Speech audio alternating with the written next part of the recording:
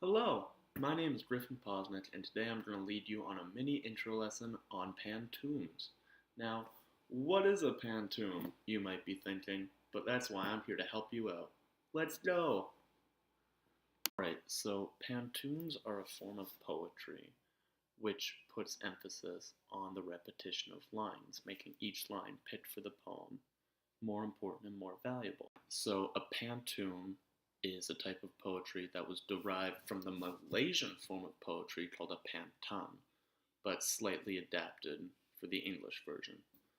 Now, as a type of poetry, it is repetitive, as in each line in a pantoum is repeated at least once. Actually, just once. Never mind the at least. It's just once that they're repeated. And pantoums are poems that can be serious, or they can be fun. Like haikus are normally about nature and like that sort of thing. Pantoums don't really have any one general purpose. They can be for anything. Okay, so now into the form of a pantoum. So a pantoum, as I've mentioned, has repetition in its lines. So as you'll see, stanza 1 goes A, B, C, D, but then you'll notice in stanza 2 that the B and D lines are repeated. So the way that a pantoum works is that from each stanza, you work on, you take lines from the previous. So specifically, you take the second and fourth lines, make them the first and third lines in the next stanza, then come up with original second and fourth lines in the new one that later become first and third lines. And you repeat this for each stanza you do up until the last stanza, in which you take the second and fourth lines and make them the first and third lines. Then your third line from your first stanza becomes line 2, and the final line of a pantoum is always the first line of the pantoum as well, which makes it a nice loop, and why most pantoums are usually very pretty to listen to because they come full circle, and that's pretty fun in my opinion. But yeah, so as you see, each line in a pantoum matters more because it's not only going to be used in like where you're initially putting it, but it's going to have to be repeated and it has to make sense as well. So that's why pantoums, while they can be fun, are also a very challenging form of poetry, as they require a lot more thought and effort put into it than, say, just free verse, because every line has to be thought through in a way where it can fit into a poem twice, which is pretty challenging. So, while pantoums are usually at minimum 4 stanzas, many are simply just 4 stanzas, but they are not limited to being that long.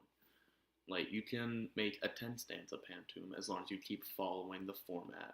And in that case, stanza 4 wouldn't have the first line of poetry from the pantoum. It would then just repeat the cycles. And then your first line from your first stanza would be at the end of your 10th stanza. So you can make them as long as you want. All right, and now that we know what pantoums are and some of the rules around them, let's look at some examples. Alright, so here are some examples of pantoums. As you'll see, the one on the left is a bit more serious, and the one on the right is a bit more funny.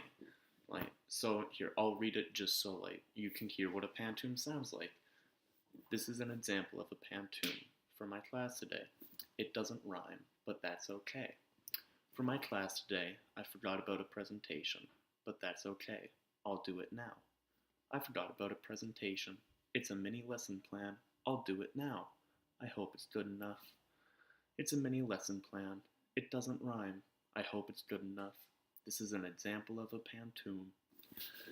See, now, as the pantoum in question states, pantoums don't have to rhyme, and even though this one isn't serious, it's kind of a joke that I made for this, it's still an effective pantoum because it follows all the rules. And that's really all. A good and bad pantoum isn't based off of subject matter or what it's about. These are both equally good pantoums. Alright, well, thanks for watching. This has been my intro lesson on pantoums. I hope you enjoyed it. It's my personal favorite type of poetry. And, hopefully this gets you into it and, you try some. Heck, leave some Pantoums in the comments if you want. That'd be pretty cool.